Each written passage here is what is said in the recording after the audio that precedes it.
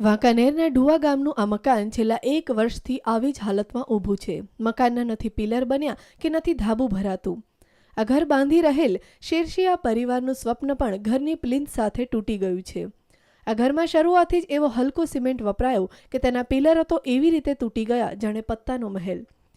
પરિવારના મોભી રહીમભાઈ શેરશિયા તેમના 4 ભાઈઓના પરિવાર સાથે રહેવા માંગતા હતા આ નવા સ્વપ્નોના ઘરમાં, પણ નબળો સિમેન્ટ તેમની ઈચ્છાઓને આડે આવ્યો અને ઘરનું ઘર ખંડેર બનીને ઊભું રહ્યું। રહીમભાઈએ ગુજરાતની જાણીતી હાથી સિમેન્ટ કંપનીની 200 થેલી સિમેન્ટ મકાન બનાવવામાં વાપર્યો હતો।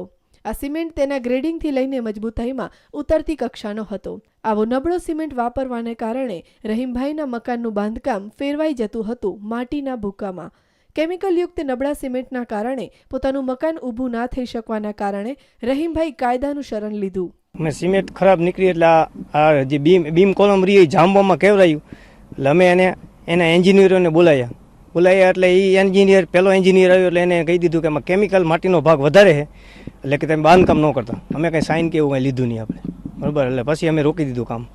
પછી અમે લેબોરેટરી કરાવી, લેબોરેટરી કરવામાં 41 ગ્રેડ આવ્યું, ફેલ આવ્યો સિમેન્ટ। લેબોરેટરી ટેસ્ટમાં પણ એવું સાબિત થયું કે રહીમભાઈના ઘર માટે વપરાયેલો સિમેન્ટ નબળો હતો। આ ટેસ્ટ પછી રહીમભાઈએ કલેક્ટર સ્થિત ગ્રાહક તકરાર ફોરમમાં અપીલ કરવાનું નક્કી કર્યું। રાજકોટ જિલ્લાની ગ્રાહક તકરાર ફોરમમાં પણ એવું સાબિત થયું કે રહીમભાઈના ઘર માટે વપરાયેલો સિમેન્ટ ઉતરતી ગુણવત્તાનો છે। લાંબી કાનૂની લડત પછી ફોરમે રહીમભાઈની તરફેણમાં ચુકાદો આપતા હાથી સિમેન્ટને 6.5 લાખ ચૂકવી આપવાનો હુકમ કર્યો।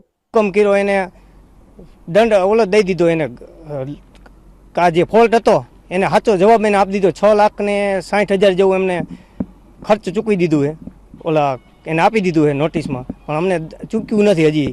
તકરાર નિવારણ ફોરમે તો રહીમભાઈને 6.5 લાખ ચૂકવવા હુકમ તો કર્યો છે, પણ સિમેન્ટ બનાવતી કંપની હજુ તેની સામે અદાલતમાં અપીલ જઈ શકે છે।